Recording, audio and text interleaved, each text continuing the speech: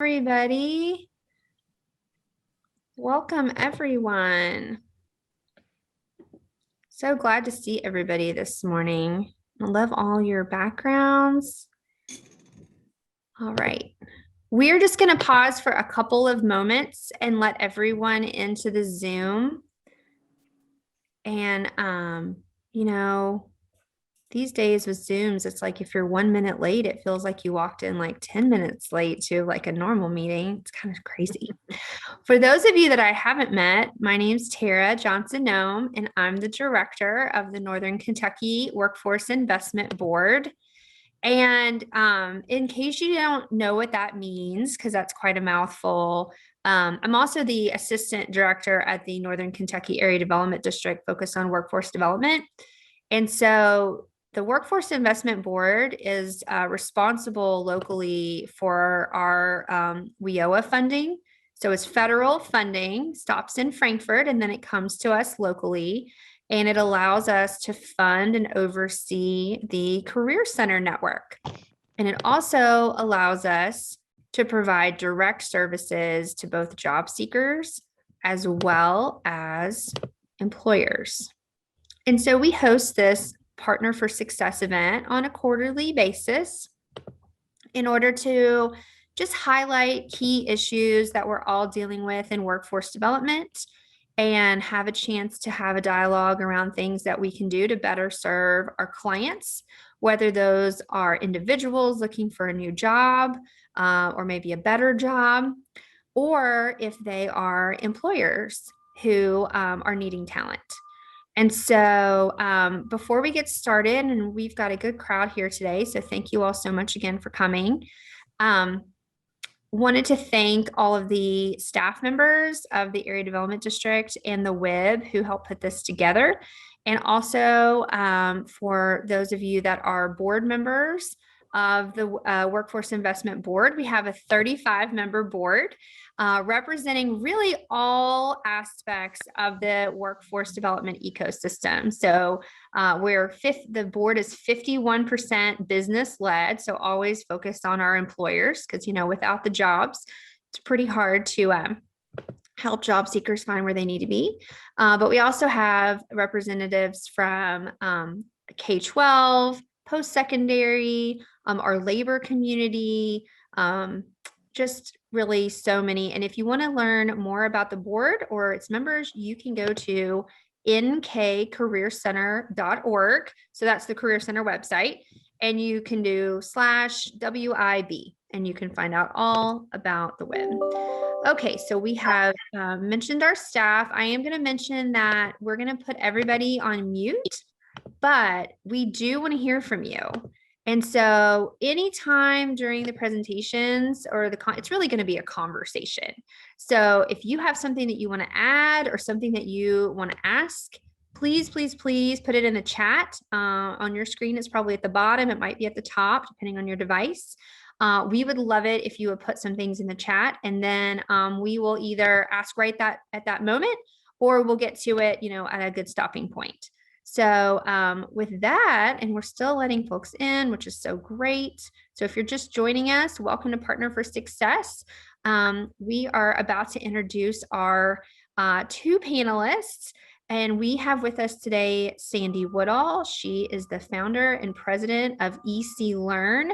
You are going to hear all about EC Learn here in just a bit, so I will let Sandy tell you about it, but I will say she has a long career in the early childhood space, and she is a wealth of knowledge. I can't wait to hear about how she's going to share what we do for families and for employers. You're going to be able to find everybody's full bio on the website. And I think we're going to post them here in the chat in just a second. And we also have with us, there it is right there. And we also have with us Mike Hammons. Mike has a distinguished career. He started off as an attorney. He was the president of Forward Quest, a community visioning organization, for many years, and has been in government relations as well. And and also has been in the early childhood space now for quite some time as well. I should say, as a disclaimer, I worked with both of these amazing people when I was at United Way. So I kind of feel like this is a little bit of a homecoming today. So happy to have you guys both with us. And I am going to just start with asking each of you to tell us a little bit about your organizations. And Mike, I am sorry I neglected to say you are currently with Learning Grove. So if you want to tell us a little bit about yourself and Learning Grove, that would be great.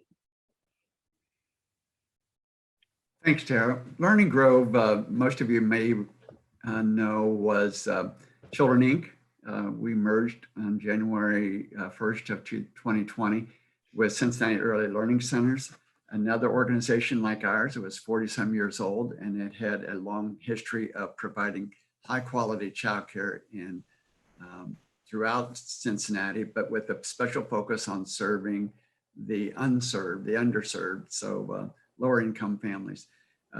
High quality is very important to us, and we are now the largest regional provider of childcare in Greater Cincinnati. But we also do much more. We work with, provide before school and after school programs. We have wraparound kindergarten and preschool programs. We have some employer-based centers, and we also coach kids in high school, preparing them for career and college. And we have an innovation lab that is focused on how to improve and have more effective family engagement. So we serve 4,000 children typically a year, and we're always looking. Advocacy is an important part of our work too. So we're always looking to raise up the whole field of childcare and the important work that families and their teachers are doing. Thank you. Thanks, Mike. Sandy? Good morning. And first, let me thank you for the opportunity to have a conversation about something that I'm very passionate about and just excited to be here to discuss today. So EC Learn is a newly founded local nonprofit. We are a childcare resource and referral agency, and what CCR&R acronym could be is we connect a set of services to families, childcare providers, employers in the community. And these services influence the quality and access of early care and education. We provide these services in 8 of the northern Kentucky counties, and those include Boone, Campbell, Carroll, Gallatin, Grant, Kenton, Owen, and Pendleton. And if you see me, I was moving my fingers because I had to count all of them, so I didn't miss one. And the services that we offer include a childcare referral system, which is an enhanced service that we help connect families and employees to access of childcare. We also provide family education to influence quality early learning experiences. We provide training and resources for early childhood professionals, impacting quality and access of childcare programs. And then we work with employers and businesses to be part of the solution to the fragile childcare system and the lack and limited access to childcare programs. So thank you. Thank you, Sandy. And I think now that you all have just started to meet Sandy and Mike, I think it's maybe time to take just a second and say, why are we having this talk today about childcare? Aren't we focused on workforce development, right? And I think, you all are already aware this conversation about childcare has taken such a front page, right, during the pandemic, about how important and how challenging it can be for individuals who are trying to work without access to childcare, right? People that had plans, maybe they had their children going to school, and then suddenly during the pandemic, that wasn't an option anymore. I know personally, I felt very blessed that I had the ability during the pandemic to be able to work remotely sometimes. As a mother of 3, that's super helpful. Not everyone has that ability, obviously. And it really has created, I know, a huge challenge for our economy, both for individuals who are parents and who need to get back out there, but then also for employers who are trying to figure this out. And so that's why we titled this session of Partner for Success, Caring for Workers and Their Families, Balancing Childcare and the Bottom Line. So let's dive in, Sandy and Mike, and let's talk a little bit about that tie that you've experienced between workforce and early childhood from the family's perspective. Let's start with families. How does this impact how we work with job seekers right now? So even prior to the pandemic, childcare was identified as one of the top two barriers for the workforce for families to either, be hired or retain a place of employment. And when we think about that, there's like about 5 indicators that really implement that need. And that's the large, expensive cost on families for childcare, and especially quality childcare. I really want to emphasize the quality of childcare and the impact of that cost. Our low wage families, women, and then the lack or limited access to childcare. And so when we think about the large expense, in 2019, there's a study that shows that a family with two working parents, 2 children, the average cost for childcare in the northeastern region of the United States was almost $21,000. And when you compare that to the average of one student going to college at 10,000, or when you think of an average house expense costing almost $18,000, that's $2,000 more. And so it's been indicated in the northeast region of the United States that childcare costs more than housing does at a monthly rate. And so just thinking about that cost is a huge factor. And then when we think about low wage families, they can't afford childcare. And that's defined as families that are at or less than the 200% of federal poverty level. And so that's very impactful. And I'm going to share a story in a minute about those low wage families and how that impacts them being in the workforce. And then when we think about the women in the workforce, before the pandemic, 50% of American jobs in December 2019 reported were held by women. And when we think about nationally, looking at the stats, when the pandemic hit, almost 865,000 women left the workforce because they had to choose between their career and caring for their family. And so that takes us back to like 1983 statistics about women being in the workforce, with removing that 865,000 from the workforce. And compared to only 216,000 men left the workforce in 2020. So that's almost 4 times the amount of men that were left in the workforce, the women that left. And, that was part to school closures because the schools closed and they had to choose, were they going to do NTI, or were they going to work, or were they going to try to balance work and home, the lack of childcare. And then, just wanting to know that they had to choose and make that statistic. And so just knowing that more women had to make that choice than men is huge, thinking about where we've come from 1983. And so then the lack of access, because one story I wanted to share is, so when we talk about our enhanced resource and referral, we call the centers to find out, what the best fit is for the families, whether it's childcare close to their employment, if it's close to their residency. And I called 21 providers yesterday. And of those 21 providers, I was able to find 3 childcare centers that had openings, and they only had 1 opening each for the age of the child that I was looking for. And then it narrowed it down even more, because of the 3, only 2 met the time frame that they needed.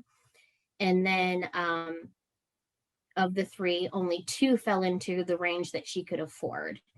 And that's where I'm talking about the low wage wages, because for CCAP, which is Childcare Assistant Program, it's at a 160% level of the federal poverty level. And this mom makes $45 too much a month to qualify for public assistance. And so when I was talking to her, she was like, well, I make, this amount, which is where was her take home. And she's like, and then I pay $800 for my rent. So I could probably afford maybe $150 a week for childcare. And it was just a real struggle, because when I was calling, I kept asking, and the centers that were on the rating system. So Kentucky has an all-stars rating system. And when you look at what quality is defined at in that system, those are 3, 4, and 5-star childcare centers. And so when I was getting the rates that she could afford were in the lower 1 and 2 stars that weren't necessarily defined as quality by the state. And that it was quite, almost $100 more of what she could afford for that quality care. And so it just really broke my heart. And, I was up all night like, okay, how do we fix this? What do we need to do? How do we advocate? Because this mom is trying to get back into the workforce. She's going through a temp agency, and she's trying to be successful and provide for her family. And childcare is a huge barrier for her. That is a typical situation that Sandy's talking about. We were getting ready right before the pandemic to conduct an economic impact study of not having access to quality childcare. And we were able to look at what other states had done, Maryland, Georgia, Texas, Indiana. They'd conducted these studies showing the number of workers that will not take a pay raise, won't take a promotion because of not having adequate childcare. And as Sandy says, we do have a public assistance program for childcare called Childcare Assistance in Kentucky, but it only serves those making lower wages. If you were at $12 an hour, you're probably not going to qualify. It's a sliding scale as is too. You have to pay a copay, but with the pressure on wages, and it looks like with us going back into the office, going back to work, we're going to have that wage pressure just as it was right before the pandemic started. What did I see the other day? An employer, Amazon, I think, offering $17 a entry level wage plus a bonus. It bet you're not going to qualify for childcare assistance, but as Sandy says, you're going to wind up paying, a third or a half of your income for childcare. We did a study of parents late last year in Kentucky and found that 45% said that someone in the family, the mom or the dad, had to quit a job or not take a job or take a promotion because not having access to dependable childcare, dependable and affordable. 40% said they had to reduce their hours. Again, that's probably typical, not just with pandemic, but that was going on before the pandemic, and it's going to continue. So we need to do something about it. We had a parent a year or so ago. We were taking a tour of one of our centers with a state legislator, and the parent was struggling to qualify for the child care assistance. She was right on the border, but she was not getting approved. And we wound up allowing her to stay in our child care, her kids stay in our child care center, even though she wasn't getting the child care assistance confirmed, and she wasn't able to afford it. But after a few months of that, she was very conscientious about work. She got a promotion and a $5 an hour raise. Which made it more affordable for her to afford the child care. She no longer qualified for assistance, but it came closer to being able to afford it. So, we've heard so many stories of from our own parents and our child care centers of, they couldn't do it without having the dependable child care, especially back when enrollment was limited under emergency regs. And some parents were struggling to find childcare. We had an emergency limited duration center, 2 of those that we operated for essential workers, but a lot of parents struggle to find childcare, and as they struggled to get their work done. Some of them were able to work at home, but that wasn't always possible, and even working at home wasn't always conducive to getting their work done. So I'm sure there are plenty of people on this webinar who can explain then how that worked for them. And Yeah. Tara, I was going to say, sorry, are you going to talk about the chat? Yeah, go for it. So I wanted to add one thing to Mike's comment about, qualifying for, I'm going to put a number to that. So this mom had a family of 2, and her monthly income needed to be $2,195. So to qualify for child care assistance, she needed to make at $2,100 or less. And so she made $40 too much. But think about, like, her rent was $800. So that's almost a third of what she was bringing home. And then to think about paying $150 a week for childcare, how much does that leave her? It doesn't leave her a lot to be sustainable. So that's why it's so important that, childcare is affordable, or, they have that assistance. But then to talk about Melissa's comment about non-traditional hours are very difficult to find childcare. That's why it's really important that we recruit and invest in in-home childcare structures, because those are the ones that are able to offer those non-traditional second and third shift hours, as well as weekends and those lower ratios. So that's something we really need to invest in as well. Yeah, I was thinking that it might be good while we're still talking about families, and I know we're going to move over to employers here in just a second. But Sandy, you mentioned that you're making these calls. Can you talk a little bit about, our audience is made up of people that are working directly with clients. Some are working directly with businesses, and others are working directly with job seekers. If there's somebody on the Zoom today, or they're watching the recording later, and they are, working with somebody, or maybe it's themselves, and they're trying to figure out what to do, can you just talk about a couple of resources that are out there? I know it's challenging, but kind of what is out there to help them?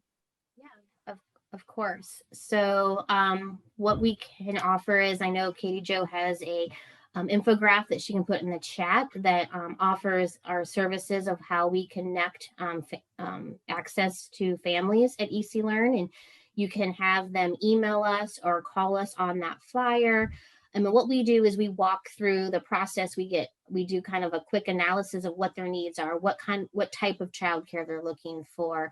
Do they receive CCAP? And if not, do they qualify? And if they qualify, how can we get them on that service?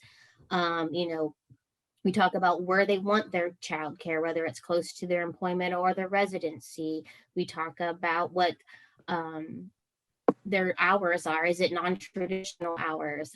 There's a lot of things that we can offer because we offer an enhanced. So we make these calls because we know that they're calling us during their lunch hour, or they're emailing us after work because they haven't had that time to make that connection. And so we find that really important because we take that stress and that trauma off the family. And then we provide a comprehensive list. Like I said, I called 21 centers. I'm only able to give her 3 contacts, hoping when I make another call today, that adds a 4th. We add the prices. We add if there is a registration fee, thinking about summer coming up, if there's any summer fees, who the contact person is, possibly even a link to the application. Any other resources we can think of, we might connect them to Brighton Center or United Way, just thinking about other resources that we found or developed during this conversation that looks at the whole family as well. And then we also provide a checklist about what does quality care look like. And so they can kind of prompt them to look at what questions to ask, what to look like, what it looks like in their environment. That's great. Thank you so much for diving into that just in a little bit more detail. And then, we did say that we were going to talk about how important this is for employers. Obviously retention is so critical always, but definitely right now, we know we're working with a lot of employers who are looking for talent.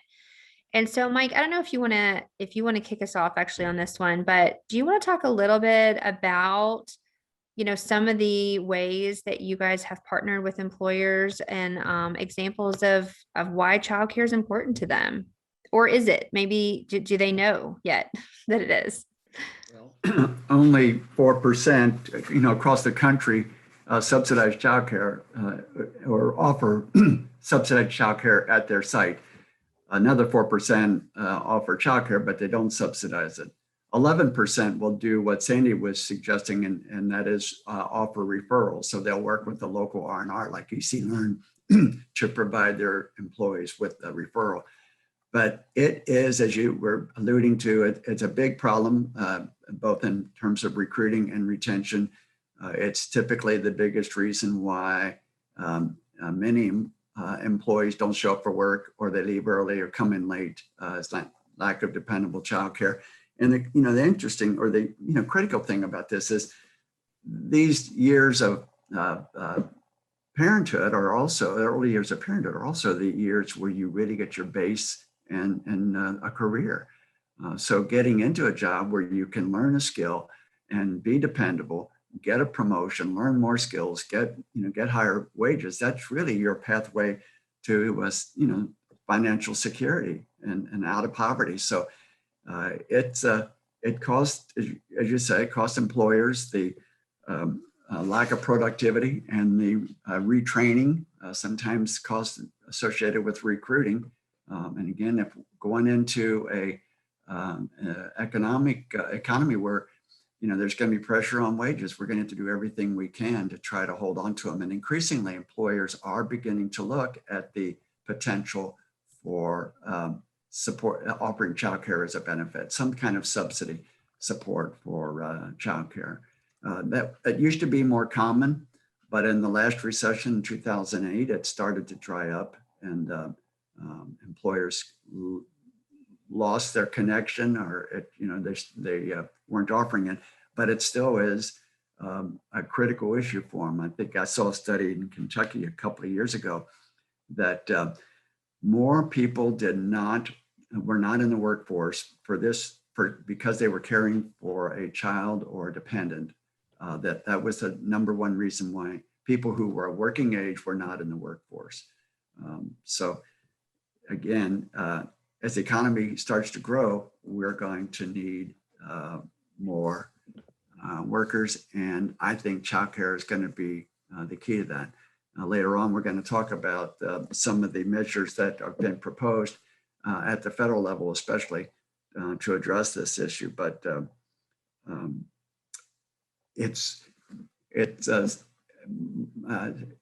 the challenge that families have, that Sandy was talking about, in paying for this is that's part of the challenge that employers have, and that is the high cost of high quality childcare. We've got to figure out a way, especially for smaller businesses, to be able to provide dependable, high quality childcare for their employees. And the proposals in Congress, I think, are built on the notion that if individual employers can't raise their salaries enough that employees can pay for it, or they can't afford to pay for it, it's probably, but there's strong enough benefit that cost ought to be borne, by a larger group. So I think that's what is behind the funding for this measure, and that it would increase income taxes over high earners. But the situation that we have and the way that funding is set up now, even though there are tax credits available for employers to subsidize childcare or even to pay for the referral services that Sandy talked about, they're not taken advantage of. And I think that I think the cost is a part of that, but the other part of it may be that they don't really understand what those tax benefits are, or they don't understand the impact of lack of dependable childcare, or sometimes it may be the HR people know it, but the people who are making the decisions about spending for a business don't necessarily know it or understand it. So we've got our work cut out for us, but we're moving to the point where there's a greater awareness of how critical quality childcare is for our economy. And it's critical for, I mean, we've all been talking about, it's critical for moms and dads to be able to work, but it's also critical because quality childcare is preparing the future workforce. You know, we're not just babysitting, we're an important educator. We're working with kids when their brains are most developing in those first 5 years. We're working with them and they're learning social emotional skills. They're learning executive skills. They're learning to, you know, to take instructions, follow what two-part instructions. They're learning to work with others. They're learning to communicate and to, especially their feelings. They're learning about their strengths. So all of those things are critically important. And those skills that, you know, a good child care teacher will instill in those children. Those are the things that most of the employers on the call would probably say are the top qualities you want in an employee. Yeah, absolutely, Mike. I'm convinced that the social emotional skills that we talk about in childhood are the same as the essential skills that we talk about in adulthood for our workforce. I've been convinced of that for a long time, and that's absolutely the time frame when those are really developing. I know we wanted to have Misty Kinman from Dorman Products on the call, and unfortunately, she was called to a meeting. And that's kind of part of the challenge, right? Is our employers are busy. They're busy running a business. And so she did want to give her regrets that she wasn't able to join us today. But Sandy, I know, you know, just like Mike has, you've been working on partnerships with businesses now for several years in your roles. And I'm just curious if you want to maybe elaborate on some of the challenges, but then also opportunities that we have. Yes, thank you. And I'm just going to reiterate what Mike said because those are really great points that 90% of the brain develops before the age of 5. And he talked about all the skills that really set up those soft skills for, you know, retaining good and hiring good employees. So definitely a good point to reiterate. That's why early experiences are so important, not only for kindergarten readiness, but for our future workforce. And you know, thinking about the challenges and the opportunities we have is a long process. Like you said, I've been having conversations, been doing some pilot work at the state level for 3 years on inviting employers and businesses to invest in childcare as a benefit.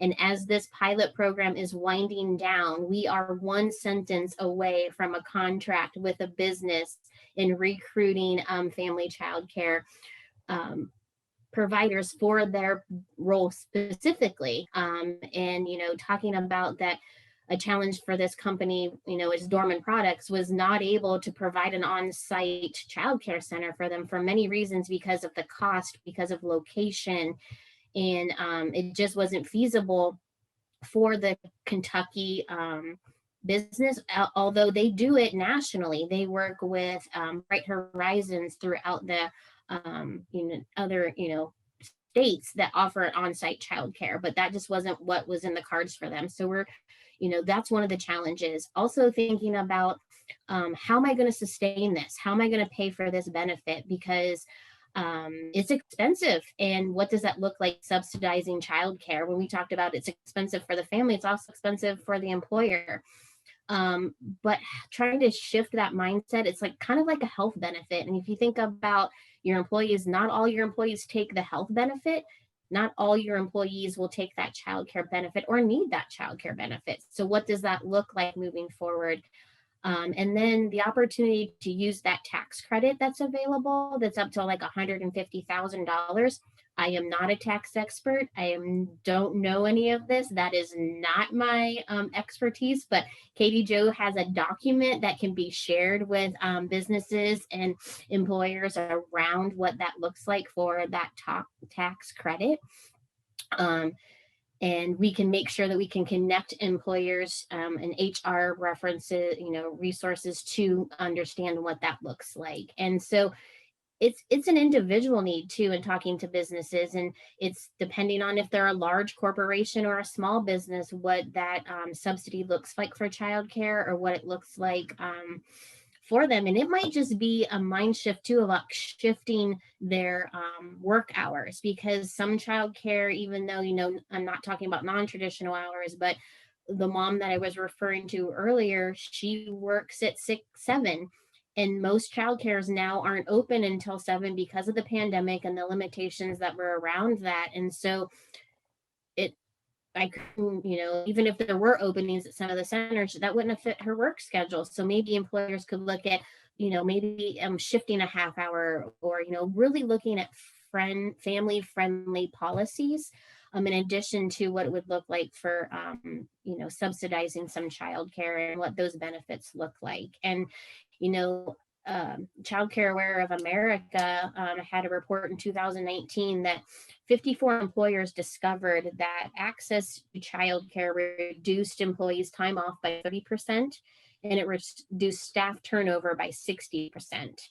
By them, creating subsidies of what the expense looked like, or creating childcare networks that kind of prioritized their company over the general public of getting some childcare to their employees. And just thinking about that, one of the services that EC Learn offers is a needs assessment. So the employer may not even know that childcare is a barrier, and so we go in and we help assess that and see what the need is, and is it the lack of or limited access to childcare, or is it the cost? Because we just recently partnered with Childcare Aware of Kentucky and did a needs assessment for a little local nonprofit, and they realized it wasn't the lack of access, it was the lack of understanding that there were public assistance to receive funding to help them with childcare, and that they didn't realize that a family of 5 couldn't afford the $30 copay that they had based on all their other livelihood of like the housing and food and those things.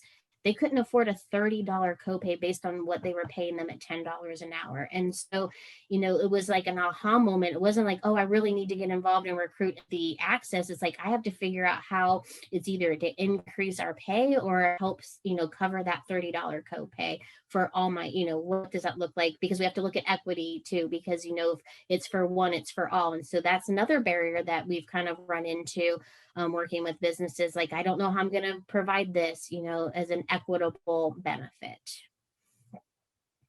I only want to highlight the enormous cost when you add it all together. And again, this is based on the impact studies that states that are similar in size to ours. They were losing $3 billion a year in Maryland, and that's from loss of productivity, loss of wages from either temporarily not showing up for work or having to give up a job or losing your job, you're fired because you didn't come into work because of lost childcare, or in addition, the lost revenue to the state and collecting in taxes. So it's a huge loss. So when you add all that together. And I just wanted to add a quote that I've recently come across that's just really has spoken to me. And it's an economist, Betsy Stevenson, and she says, childcare is not a personal issue. It's not a woman's issue. It's actually an economic issue. And it really is. Just what Mike was saying about the economic loss, to the state of Maryland.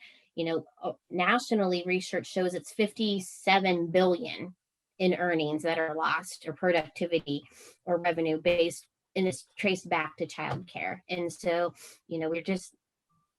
we're having a really great conversation. And if it was a fragile system before the pandemic, and I've said this before, and if there's highlight to the COVID pandemic, it's been that it has highlighted what a fragile system childcare is, and opens so many opportunities for the community and employers to see childcare as a small business, because we need to invest in it as a small business and not a babysitting. And it's, not the current workforce, but as Mike said earlier, it's the future workforce as well. Yeah, absolutely. I mean, I know, I am by no means an expert in this field, but when I was at United Way, I had the pleasure of working with a number of people in the early childhood space through the Success by Six program. And I see Amanda Greenwell is on the call. So I just want to do a quick shout out to all my United Way friends. But I do think there's a lot of positive moment, even though there obviously are major challenges. It does seem like there's some positive regional momentum in a way that maybe I think was there, but it kind of seems like we're like coalescing a little bit because early childhood is a part of the grow pillar one, right? So really acknowledging the role of this topic in our workforce, sort of short term, right? With parents having childcare, but also that long term, like let's make sure our kids are getting that development that they need.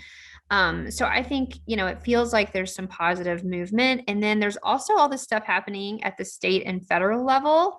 And I was hoping that you two could kind of demystify for all of us listening what's happened, right, with policy and maybe what's still to come. So I think sometimes there's so many things like, oh, this might happen. It can get a little confusing about exactly what's real and maybe what do we hope will happen. So Mike, do you want to talk about the federal first? Sure. I'm going to begin by saying that when women started joining the workforce in large numbers back in the 70s, there was an attempt then, a bipartisan effort to get childcare. It passed Congress. It passed Congress overwhelmingly, and it got hooked up. Even though President Nixon supported it openly, he got kind of scared because of a very extreme small group out of Oklahoma threatened to bring him down if he provided this childcare. But it was recognized that with all the women going into the workforce, that you're going to need someone, you're going to need a system to care for and help their children learn. And then in the 90s, we started learning more about brain development and how important it was for kids to get those quality experiences and learn those things around social and emotional that I mentioned earlier. So I think the pandemic has helped us elevate the issue and elevate the importance of childcare as an economic construct that we have to have it. It's not something that individuals or parents and families can afford. It's not something that businesses can afford. And we're going to need the federal government to increase the public assistance program that we talked about earlier, that's called CCAP in Kentucky, Child Care Assistance Program, and make it available for more families. And that is on the table. There's broad bipartisan support. I give a lot of credit for this from having so many women in Congress, that they're more aware, they're more willing to state that this is a priority. It gets a lot of lip service, it has in the past, but women are pushing this. There are a number of bills to increase eligibility for child care assistance so that more working families could qualify for it, and increase funding for child care centers so that they can pay their teachers more. So there are a couple of things that impact this, and just go back a little bit with the American Rescue Plan.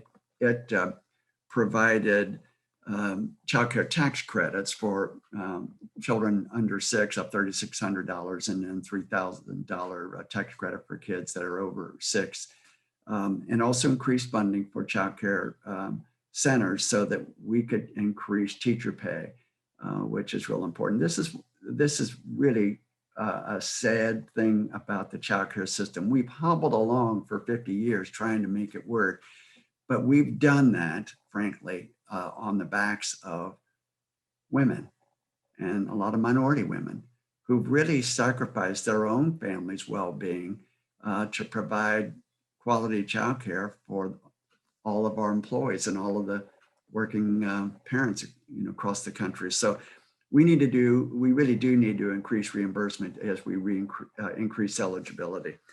So Biden is proposing, and he made these suggestions or recommendations at a State of the Union, but again, it's some of these have already been incorporated in a number of bipartisan bills that have been introduced and that we're probably going to go somewhere. But Biden is looking for a pretty significant increase in funding that would make childcare eligible for families, so that no family is paying more than 7% of their income. So they'll greatly increase eligibility from the very low wage worker to more going up to a mid-wage worker. He's also promising to put more money into childcare programs so that, again, they can pay higher wages. And that's going to be even more important as we continue to experience wage pressure. He's also proposing funding to expand the tax credit that Sandy and I have been talking about, that's available now for employers who subsidize childcare or who offer referral services. And he's suggesting too that he's recommending money for businesses to actually build or expand their childcare operations so that their employees can qualify. Part of his plan is also to increase preschool and make a universal preschool available for all 3 and 4-year-olds. So all of that, as well as paid medical and family leave of 12 weeks, all of that takes us really to a place where we would stabilize our workforce in a way that would benefit workers. One analysis showed that to do these kinds of things would create 2.3 million jobs, 700,000 in the childcare industry, but also 1.6 of people being able to return to work and stay at work. So these measures would stabilize the workforce, but also prepare kids to be the future workers. So I'm very gratified to have this conversation going on in America today, serious conversation about what it is that we really need to have for our economy to work. And I firmly believe that we need to have quality, dependable, affordable childcare available so that families can work and families can get out of poverty. Incidentally, analysts are saying that if this plan that Biden is proposing passes, it'll reduce child poverty by more than 50%. And not knowing what an impediment lack of childcare is for working families, I don't doubt that that's true. Well, Mike, thank you for that overview. I appreciate it. And Sandy, I know you're going to kind of walk us through the state level, right? So we've got the federal umbrella, then we've got state level stuff. And Sandy, you've been involved for a while in a state level advisory group. So maybe if you could kind of help all our friends on the call sort of decipher all of those various levels of government, that would help. Sure, I'll do my best. I will have to give a huge shout out though to the director of the Division of Childcare, Dr. Sarah Vanover, because she has been instrumental in the sustainability of childcare in our state. She comes to us from a background of various of early childhood realm of experience. One of those actually being running an on-site childcare for Toyota in Kentucky. And so her insight and knowledge of early childhood has just really blossomed to help us sustain childcare. And by that, I mean, when the National Association for Education of Young Children did a survey right at the beginning of the pandemic, they predicted that we were going to lose 42% of childcare providers in the state of Kentucky. And that has proven to be less than 10%. And that 10% doesn't factor in only just the pandemic. There's other things that kind of factor into that. And I feel that that's just contributed to like the relief dollars that were given to the state and how they distribute that to make sure that small businesses of childcare were sustainable. When we think about what they utilized the corona Virus Aid, Relief, and Economic Security Act, which is the CARES Act. That was that first round of money. They got $65 million, and a lot of that went into stipends to help pay for operational costs. A lot of it went into stipends for PPE and cleaning supplies to make sure that they didn't have that additional cost. Background checks, additional cost to providers. They also covered co-pays for families so that they knew that they would have not only helping families, in a time of crisis, but knowing that that stream of payment was going to be sustainable for childcare providers. And then offering also stipend startups for in-home family childcare grants, because we knew that that was something that was highlighted, that was a need as we looked at what access we had to childcare. And then we look at the second round of the COVID relief fund, which is the CRISA dollars. And again, looking at how that implemented sustainability for stipends, they were paying not based on attendance, but based on capacity for childcare centers, which is huge, because if, families were choosing to keep their children at home, or, they paid on the capacity versus who was actually in attendance. Again, the second round is paying for background checks, paying for co-pays. $20 million, as long as it's being reviewed every quarter, is sustainable through our child care assistance program, will be allocated to help pay for parent co-pays. And then they're allocating $4 million to help for training. And it's really those essential trainings of CPR and those health and safety things to help, keep children safe. And also mental health is huge, right? We talked about social and emotional development. And so, 1.5 million of that $4.5 million is going towards helping teachers develop strategies and those things to really help, not only themselves be resilient, because they have really encountered some trauma, as well as, how to help those students and children in their care. And when, Mike talked to this earlier, the state's really looking at that reimbursement rate. We were able to get something passed about increasing that. And I believe, Mike, correct me if I'm wrong, $2 per child now. It was passed. So that's huge. In the budget, yeah, $12 million increase. So that's huge, because that's something that we've been advocating for years. And, now how do we get that to be kind of directed to salaries, as Mike alluded to earlier, that, childcare providers make less than, $9 an average throughout the state. And they're living in poverty too. When we talked about what a livable wage is, they're living in poverty themselves. And so we need to figure out what does that look like. And so I'm excited, as the new funding's coming through with the American Rescue Plan. We're again looking at what does stipends and grants and sustainability look like for childcare providers and families over the next 3 years. And, how can we look at, just increasing and encouraging that reimbursement rate as we go forward, and the eligibility rate for families. As I spoke, it was, at 160%. How do we get that to 200% if that's defined as low wage families, and, help those be productive and successful in, their future?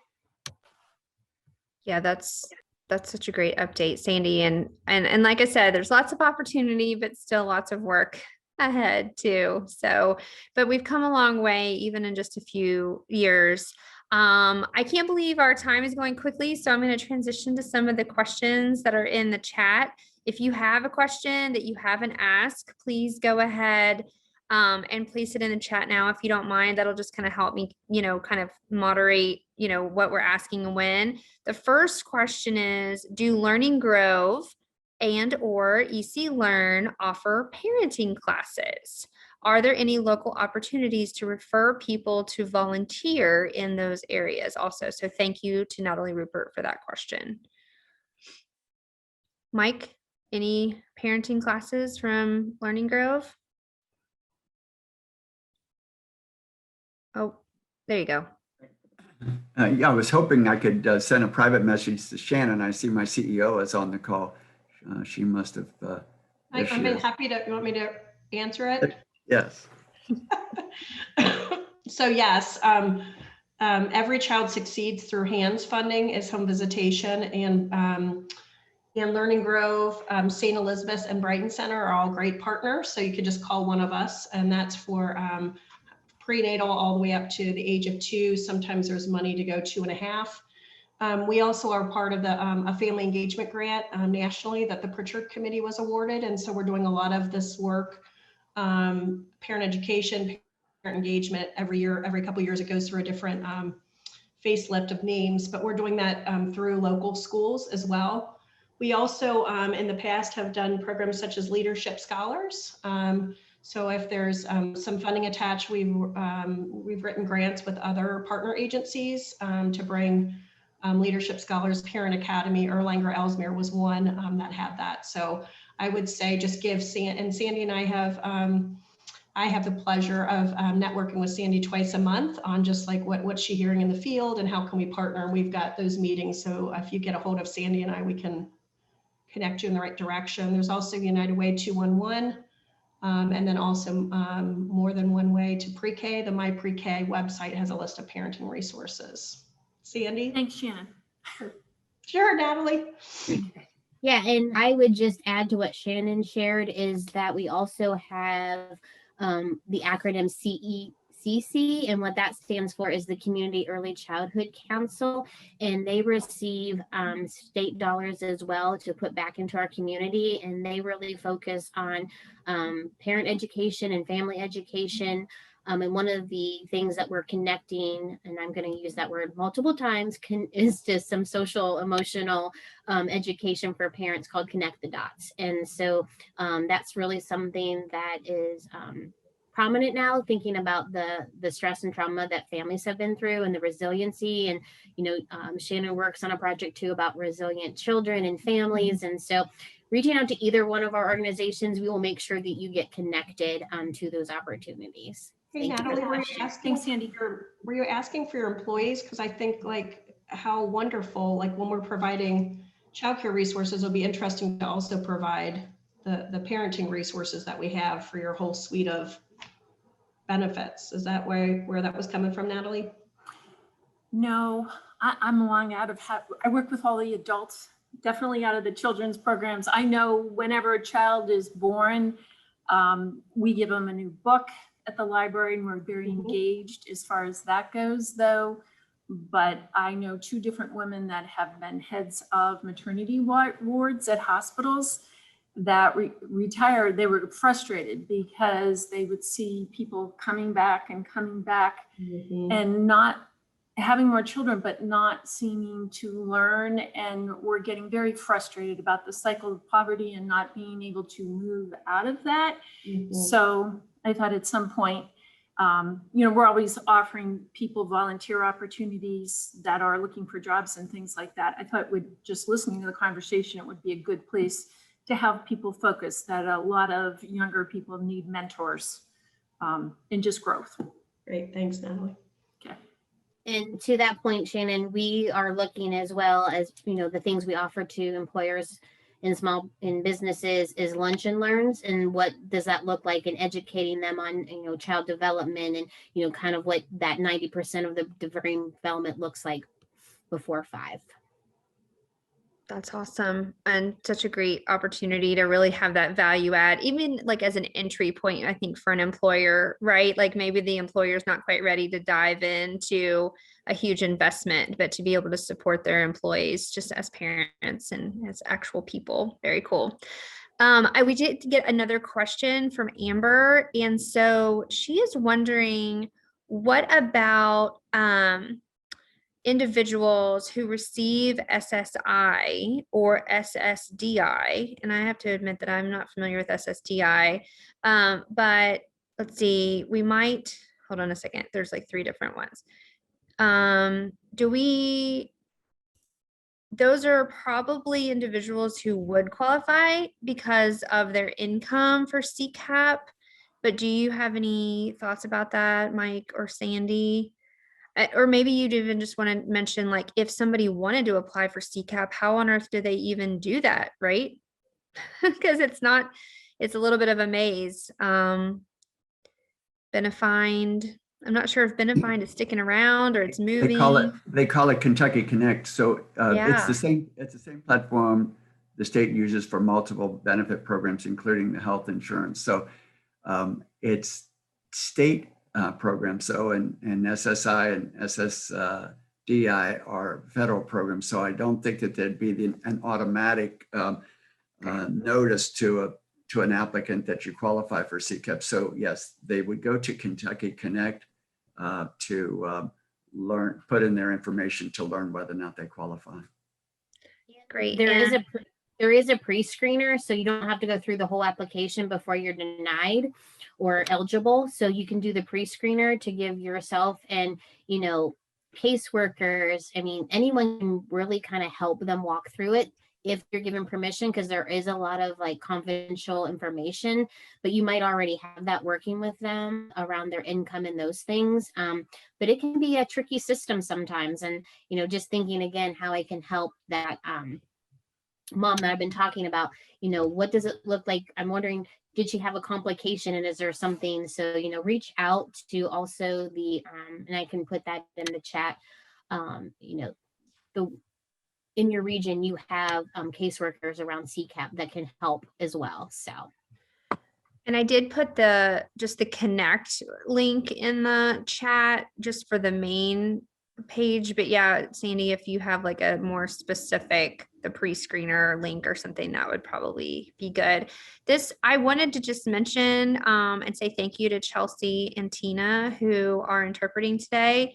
I loved having you all here. I think it was a huge benefit for all of us, and hope you can come back soon. So really appreciate your work. And let's see, is there we got time for like one more question, maybe kind of at the end. So, okay. Well, I think I just want to say thank you. Thank you to all of you for taking time out of your day to talk about this really critical issue as we support our workforce. I think we've all realized it's not just as easy as, oh, just apply for a job, right? And then just get it. No, there's so many factors in someone's life to really impact whether or not that's going to work out for them, transportation and childcare, but other barriers being huge to that. And so I think as we continue as workforce partners to work together, as much as we can share resources, I think is just huge. So thanks to all of our board members who joined today, and thanks to all of you, our partners. Mike, Sandy, thank you for sharing your expertise. We really appreciate it. Okay, guys, there are so many things going on in the chat right now. So if you haven't been watching it, you should just check that out. Good points about Community Action Commission, Head Start, and Early Head Start are also huge resources. And if you want to get more involved, certainly you can reach out to Mike or Sandy or Shannon. There's the Grow Pillar one that I mentioned briefly. So there's a number of ways that if you are passionate about this topic. And then I just want to let you guys know as a teaser, the WIBS annual awards are happening this year. And it looks like at least partially in person. So maybe like a hybrid thing going on. So please look out for the nominations. I think they're going to be on our website. Katie Jo, is that right? Or something soon, or we're going to send out an email. I don't know. You're going to see the nomination opportunities soon. So please nominate your clients and your colleagues. Thanks, everybody. I just put the link in the chat. The link in the chat. Okay, great. There's a SurveyMonkey link. So maybe we'll send that out soon too. Thanks, everybody. Have a great afternoon. Have a good afternoon. Thank you. Bye. Thank you.